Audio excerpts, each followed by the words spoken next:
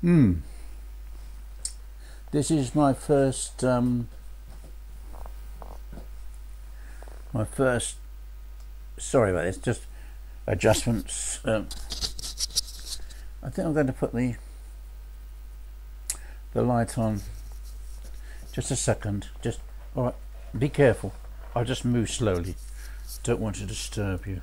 I've got this. Look. This is this little thing. What I've got in my this this here. This little headset on one ear. This is plugged in. I'm using the tiny little. It's called a netbook. It's quite small. I can't show it to you because it's that's.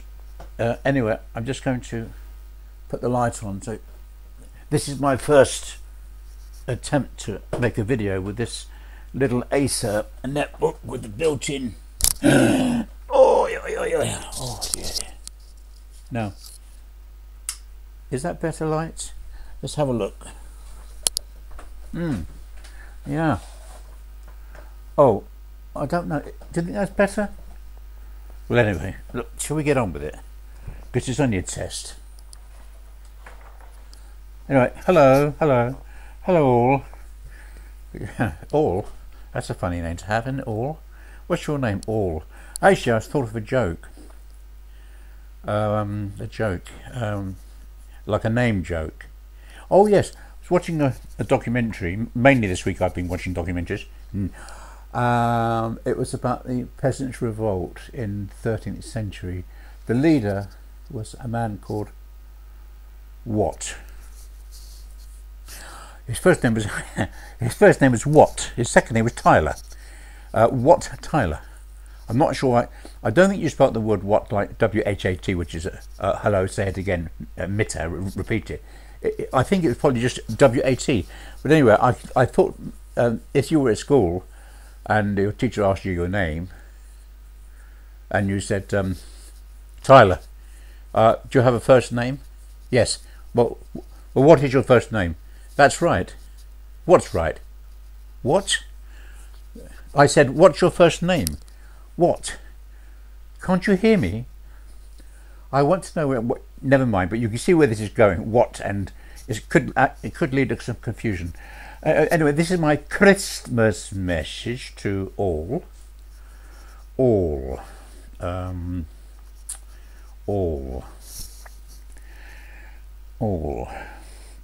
my family, friends. When I say my prayers at night, I always include people, and then I sometimes don't remember to include everybody, so I use it like a generalized expression. Family, friends and loved ones. Family, well, you should love your family. Friends, you may like them, but I don't know whether you'd love them. And then loved ones could be people that you love but are not your family. And I usually go through all the names. I usually go through people that I've known. I can tell you what I usually say. I say, God bless Connie, Nancy, Simon and Piers and Donna and all the family, friends and loved ones. God bless my sister Christine, and I say and Pamela. I say God bless Pam and Jim, Karen, Sandra, Emma, Sam and Mike. I say all those every night. And I say God bless Joyce, Heather, Rachel, Pekka, Reg, Ola, Rassi, Zachary, Yamo, Seppo and Taria, and all their family, friends and loved ones. And then I say God bless Auntie Mary, Auntie Pat, Uncle Harry, Cousin Susan, dear Auntie Chris, Auntie Madge, Uncle Norman, Morris and Graham, and all their family, friends and loved ones, because you can't remember everybody, so that includes them all. And then I say, of course, number one on my list is my dear wife Lisa, and my son, of course. Then I say God bless Sally, Angela, Robert. I say God bless Sally and John, Robert and Angela, and Marcus. They're not in any particular order. It's just, I think it's the order that they were born, possibly. I don't know. And then I say the Lord's Prayer. And then I say also Psalm 23, which you probably all know. The Lord is my shepherd, I shall not want. He maketh me to lie down in green pastures. He leadeth me beside still waters. He restoreth my soul. He leadeth me in the path of righteousness for his name's sake. He prepareth a table for me in the presence of my enemies. My cup overfloweth. And yea, though I walk through the valley of the shadow of death, I will fear no evil, for thou art with me. Thy rod and thy staff, they comfort me. Surely goodness and mercy shall follow me all the days of my life, and I will dwell in the house of the Lord forever. Saying prayers, whether you are a believer in God or not, or any other religion, it doesn't really matter. If it helps you, or it helps anyone, then it's a good thing. And my faith has been tested many times. Dreadful tragedy and dreadful things go on in this world, and of course you do ask yourself questions. And if you ever should ask a direct question to a priest, and give him a hypothetical question like, the parents left their child in a car, popped into a shop, the car caught fire, and they came out and couldn't unlock the car, and they saw the child screaming and burned to death in the car. Was that God's will? Obviously not. The dreadful killings in the United States last Friday, nothing to do with God. But if you do believe in God, he doesn't have this purpose of killing people to make us learn, but we should learn from the bad things that happen.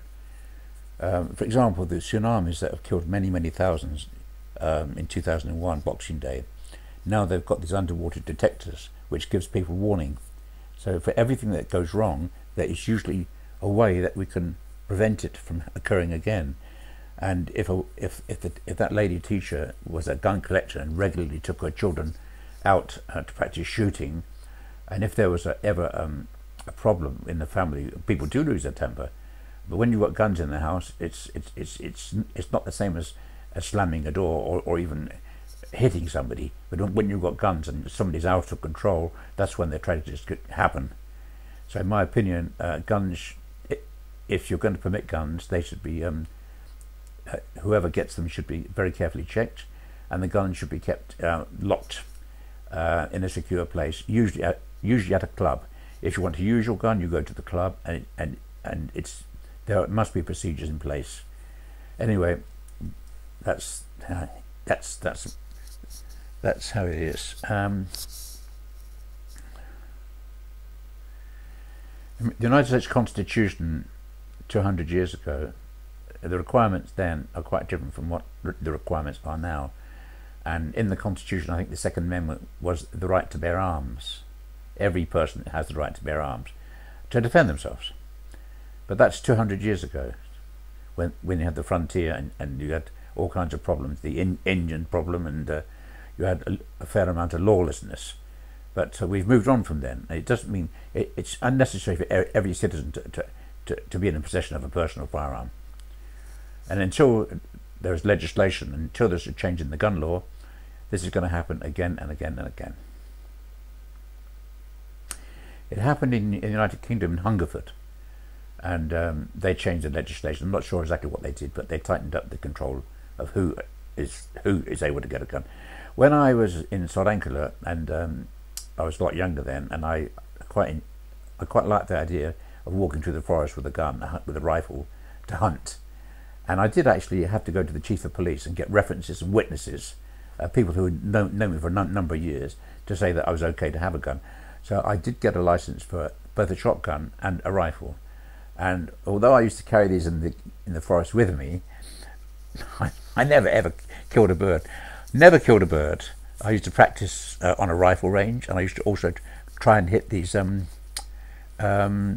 shotgun. What do you call those things that fly up in the air? I don't know. But oh yes, I think I went on a course, but I never could synchronize my shotgun to ever hit anything, so I wasn't very. And I don't think Lisa was ever that keen on me having guns in the house, but she didn't say a lot, but she wasn't that keen. Because, you know, in families, people do have arguments. And I mean, I wouldn't go and get a gun and kill somebody, but I can understand that if people shouldn't have guns where you can act on impulse and do something which can change the whole family situation. Anyway, that's enough said about that. This is really to say Merry Christmas to everybody. I shouldn't really be talking about such serious subjects as death, but death is part of life, and unless we face up to the bad part of life, we will never change. Nothing will ever change. All we can hope that is we learn from the past, and if you're going to learn from the past, you have to know your past. You have to know where you've come from. Now, some people say, "Oh, I'm not interested in the past. I'm not interested." But a person's past is relevant to his ancestors, because that is what has created personalities of people who have gone before. But anyway, some people are not interested in the past. I mean, I would love to. I worship my dad and mum, and all the people that I've known that have gone, that have died. But it would be so nice. My father was in the Navy for 15 years. I would love to have a video recording of my dad and telling me about his time in China and Malta and 7 years in submarines. He told me so many stories when I was young, but mostly I've forgotten them all, and I just know he had such an exciting and interesting life, and there's no account. There's no account. It's all gone. So that is my reason. It's not to glorify myself. I make little videos. It's just that hopefully one day, I won't always be here, of course, and maybe there will be people that would be interested to know what was going on at this time in ordinary people's lives, an ordinary person like myself. But anyway, God bless you all. A very Merry Christmas, a happy and prosperous New Year. May peace be with you all. Thank you for watching. Bye bye.